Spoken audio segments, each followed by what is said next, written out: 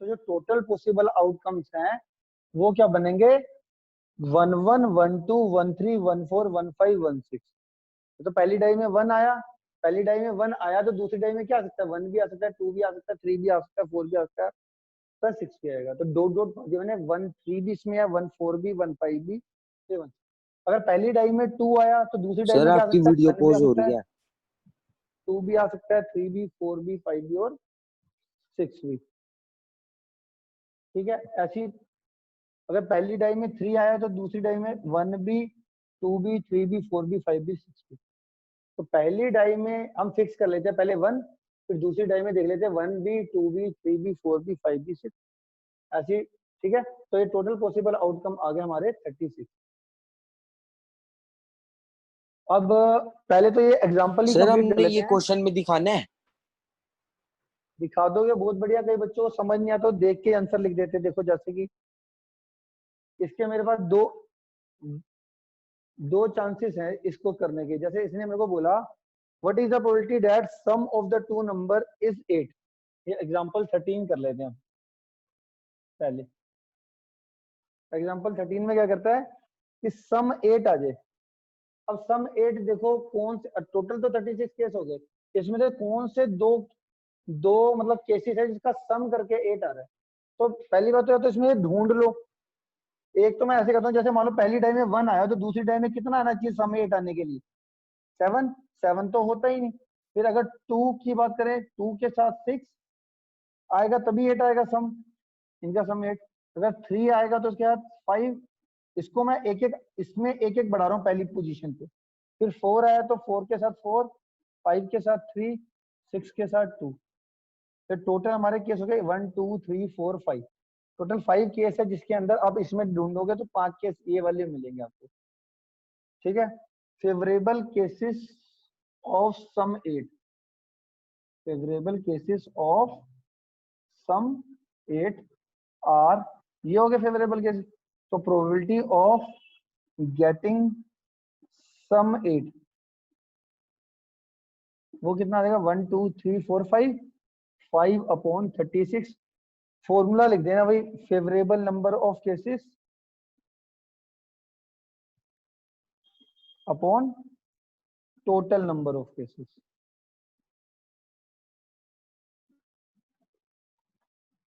Five by 36।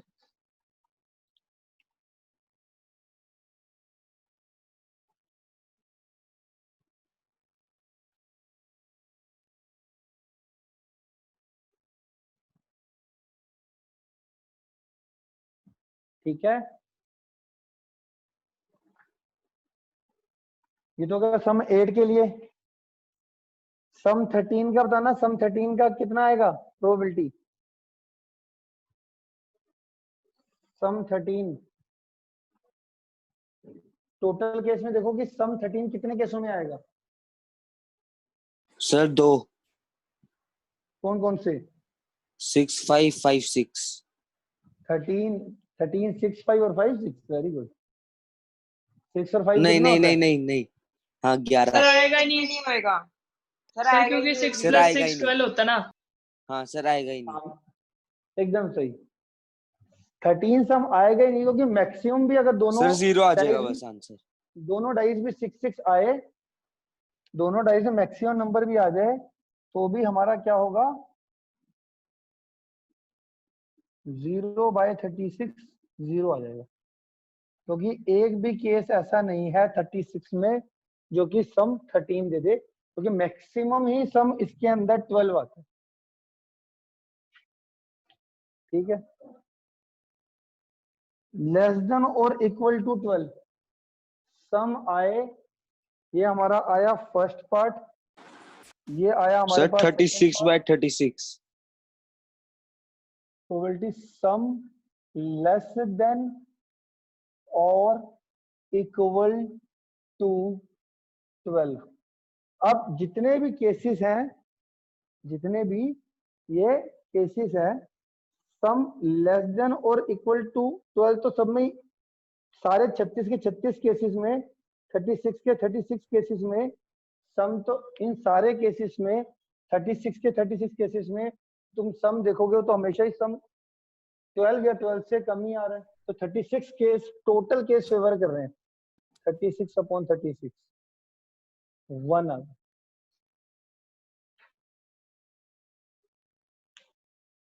Right,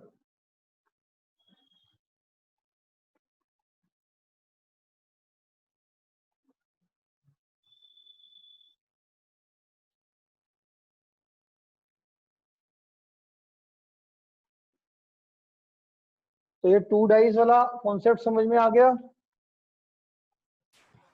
yes sir.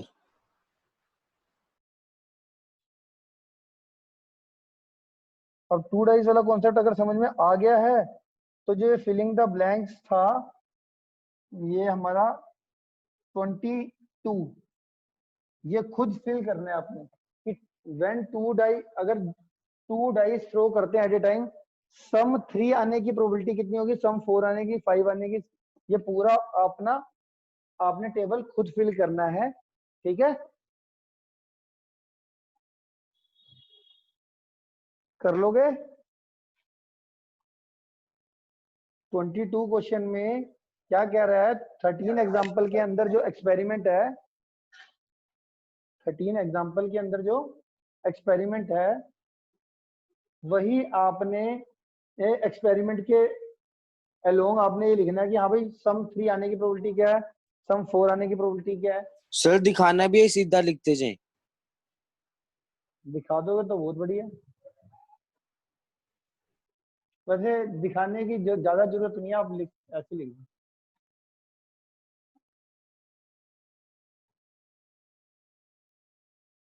Second part देखना, कह रहा a student argue that there are 11 possible outcome, 2 3 4 sum 11, sum total जो sum आ सकते हैं, वो कह रहा है 2 3 4 5 6 7 8 9 10 11 12, मतलब टोटल 11 केसेस हैं। टोटल कितने केसेस है, 11। सम अगर मैं कहूं कि 2 डाइस में सम कहां से लेके कहां तक आ सकता है, तो मिनिमम कितना आ सकता है, अगर पहली डाई में 1 आ जाए और दूसरी डाई में 1 आ जाए, टू तो सम आएगा मिनिमम 2 और मैक्सिमम 6 और 6, 12।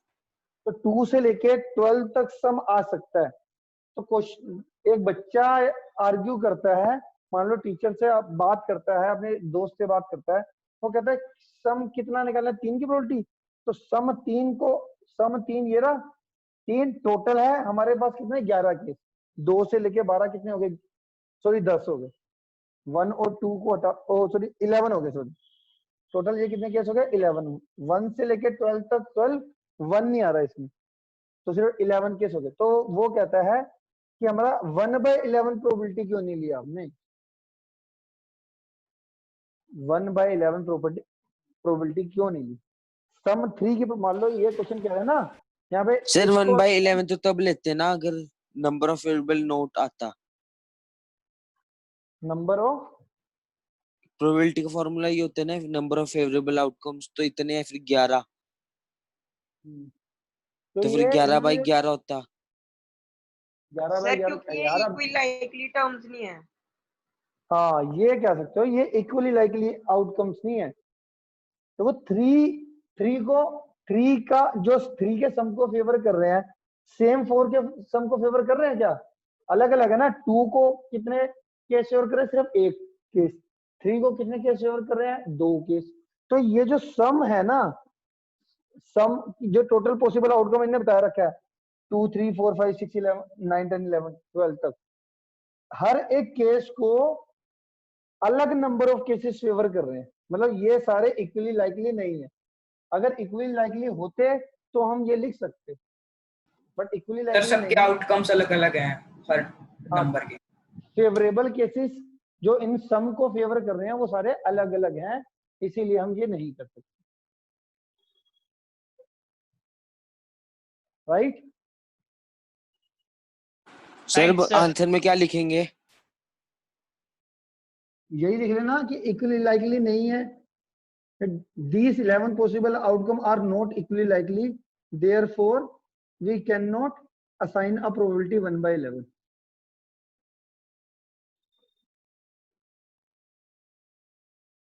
ट्वेंटी थर्ड क्वेश्चन पढ़ो, 23rd।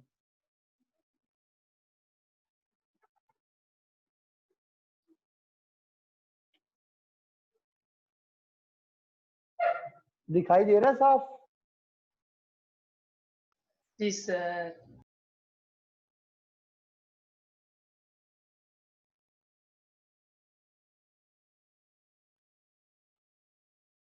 आपके हाथों में बुक होती है वैसे भी? सर टेबल यस पे सर। पड़ी है।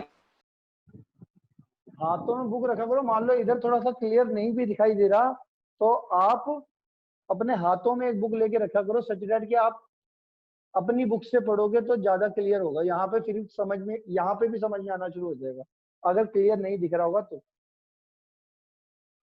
क्या कहता है 23rd क्वेश्चन? 23rd क्वेश्चन में कहता है a game consist of tossing a 1 rupee coin 3 times. सबसे पहले तो देखो, कभी भी प्रोबेबिलिटी किसी की भी निकालनी हो, आपको एक्सपेरिमेंट की टोटल पॉसिबल आउटकम्स पता होने चाहिए। तो एक कॉइन को अगर मैं 3 टाइम्स थ्रो करूं तो सबसे पहले तो आपको total number of possible outcomes, total possible outcomes show करने आने चाहिए। सर 6 होंगे ना? सर 8 8 आएंगे सर, होंगे। 8। अभी तुम्हें ये मैंने तुम्हारे को ना एक चीज बताई थी अभी कुछ देर पहले, जब 2 डाइस थ्रो करे थे तो तुम्हारे को total number of possible outcome निकालना सिखाया था मैंने। तो मल्टीप्लाई तुम कर देते हैं।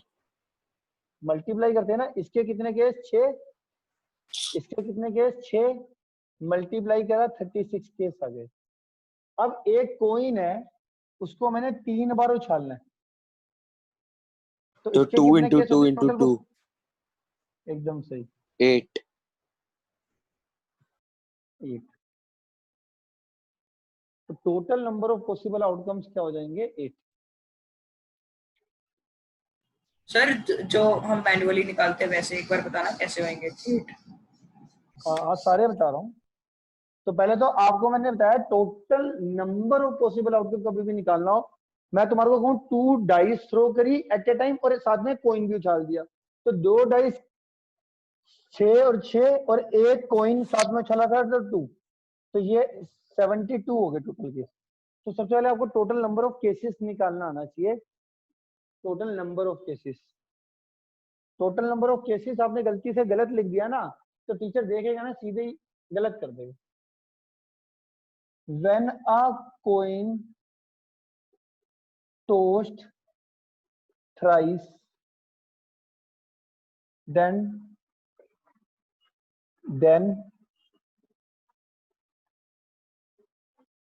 total possible outcomes are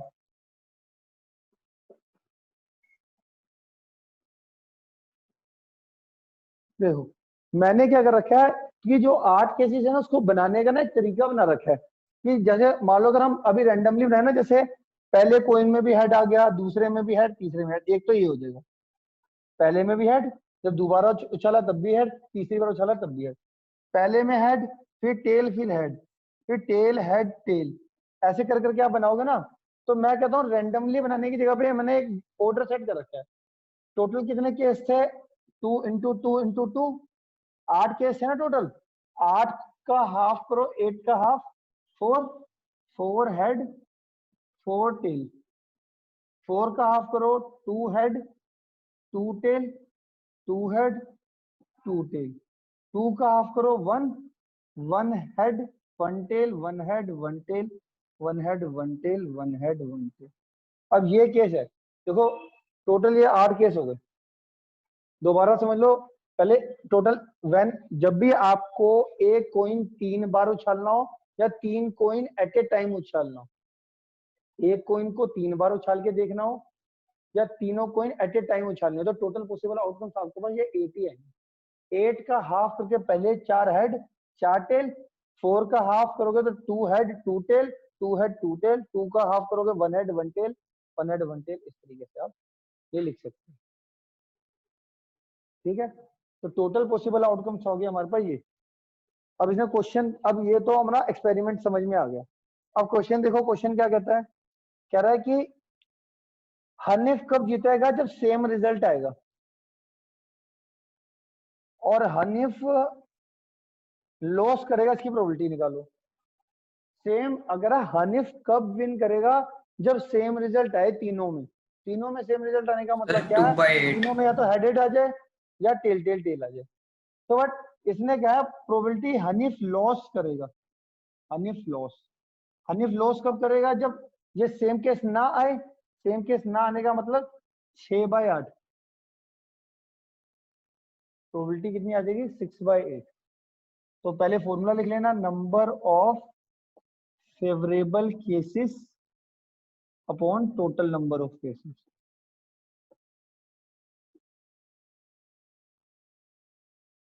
sir एक बार फिर से बताना क्वेश्चन। क्वेश्चन ने बोला था कि इस हनीफ कब जीतेगा, जब तीनों कॉइन के अंदर सेम रिजल्ट आए। सेम रिजल्ट आने से मतलब ये है, या तो हेड हेड हेड आ जाए या टेल टेल टेल आ जाए। तो हेड हेड आने पे और टेल टेल टेल आने पे तो हनीफ जीतेगा, तो लॉस बाकी 6 पे करेगा। तो लॉस के आने की प्रोबेबिलिटी कह रहा है कि क्या होगी, तो लॉस को फेवर कितने कर रहे हैं केस, फेवरेबल केस कितने हैं लॉस के 6, टोटल केस कितने थे 8, 6/8। ठीक है, आज मैंने आपको वर्कशीट भेज दी है। मैंने आपको क्या भेज दिया, वर्कशीट। आप वर्कशीट के क्वेश्चंस करना शुरू करो। ठीक है, तो वर्कशीट खत्म करो अपनी, राइट, यही होमवर्क।